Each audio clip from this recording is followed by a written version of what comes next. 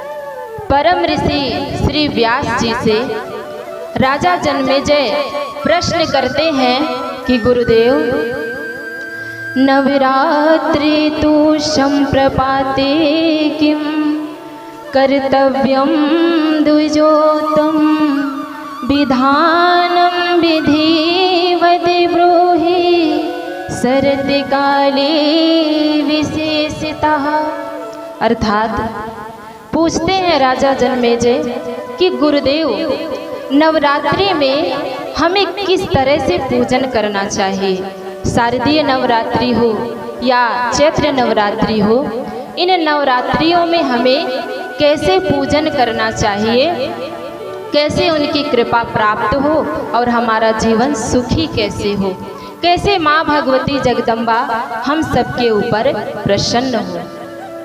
ऐसा सुन करके परम ऋषि श्री व्यास जी कहते हैं कि राजन, ये नवरात्रि का पर्व मनुष्य के लिए बहुत ही विशेष होता है। ये शक्ति साधना का पर्व माना जाता है। इसमें मनुष्य को चाहिए कि वो पूर्ण श्रद्धा, विश्वास और समर्पण के साथ आत्म कल्याण की भावना को लेकर के वो माँ भगवती जगदम्बा की आराधना, साधना, उपासना, उनका ध्यान करे तो निश्चित ही उसे सफलता अवश्य मिलती है।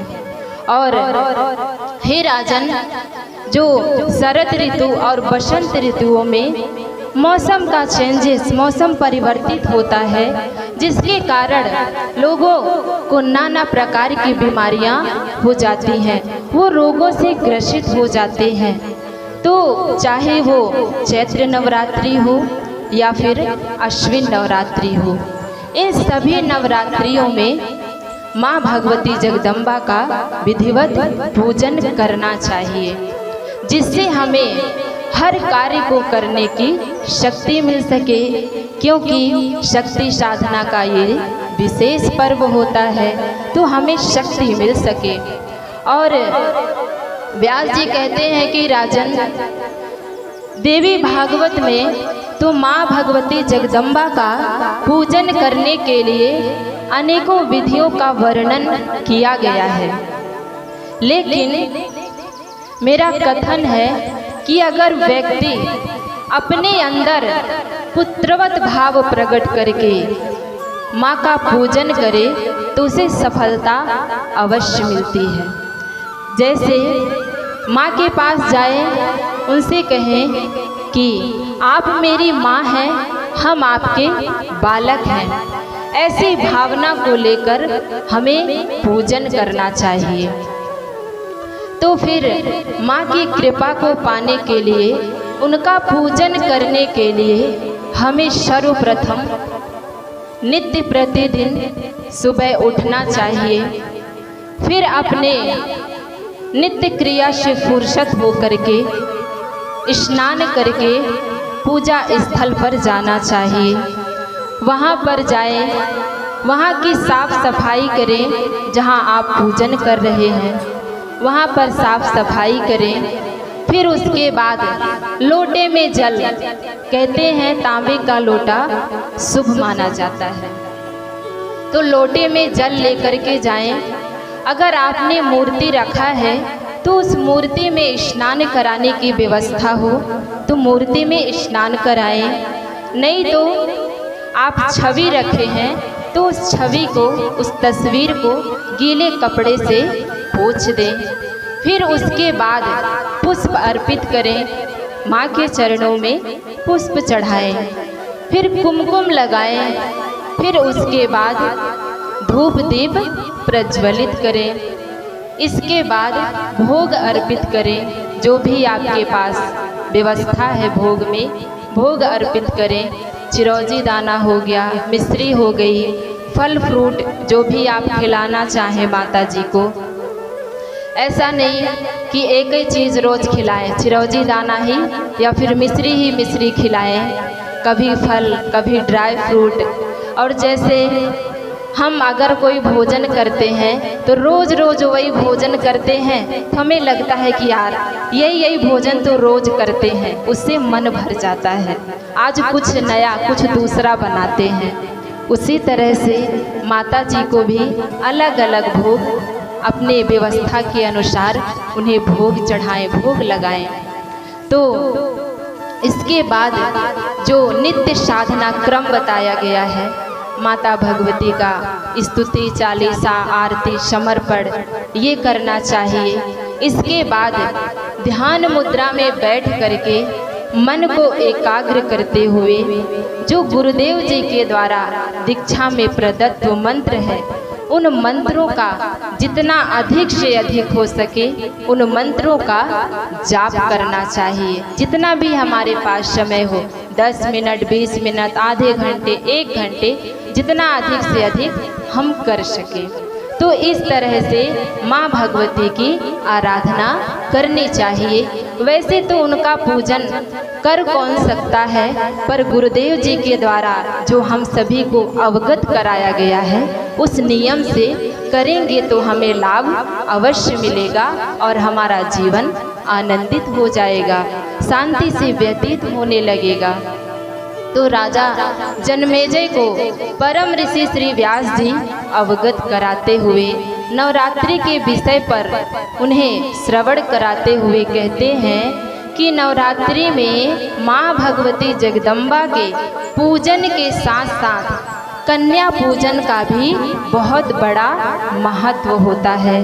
क्यों महत्व होता है? क्योंकि कन्याओं को देवी का स्वरूप माना जाता है।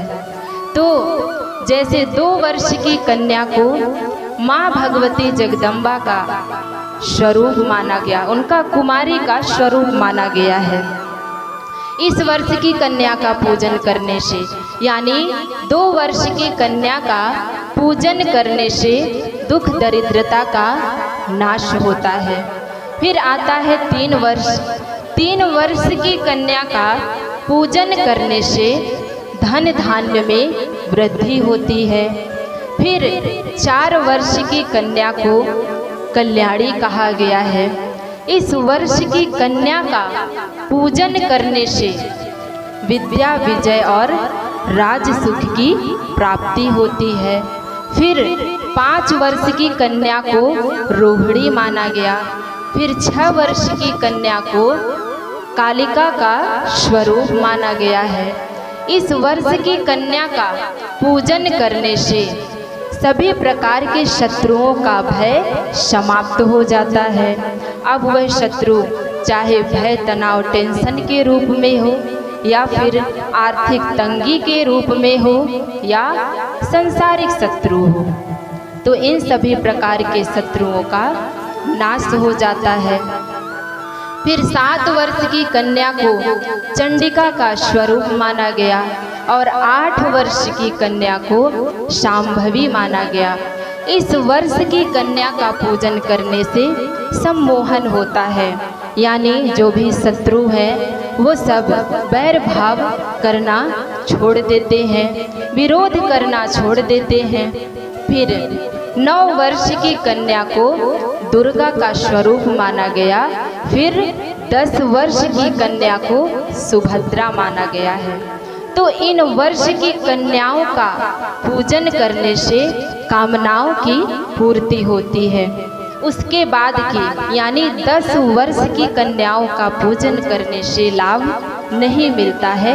हमारे शास्त्रों में 2 वर्ष से लेकर 10 वर्ष की कन्याओं का पूजन करने के लिए ही कहा गया है।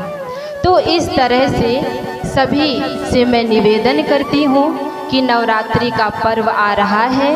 आप सभी पूर्ण श्रद्धा, विश्वास और समर्पण के साथ माँ भगवती जगदम्बा की आराधना कीजिए, उनका पूजन कीजिए, जिससे आप सभी का जीवन सुखमय और आनंदमय व्यतीत हो सके। मैं तो कहती हूँ कि नवरात्रि भर ही क्या, हम सब के लिए हर दिन हर क्षण नवरात्रि ही नवरात्रि है। तो सभी बढ़िया विधि विधान के साथ माँ भगवती जगदम्बा का पूजन करिए और अपने जीवन को सुखी बनाइए। इन्हीं शब्दों के साथ मैं अपनी वाणी को विराम देते हुए माँ भगवती और गुरुदेव जी के श्री चरणों में कोटि कोटि नमन करती हूँ, वंदन करती हूँ, प्रणाम करती हूँ और आप सभी धर्म प्रेमी भाई बहनों से सादर जय भवानी की। सभी को नवरात्रि की ढेर सारी शुभकामनाएं। सभी के ऊपर माँ भगवती और गुरुदेव जी की कृपा सदैव बनी रहे।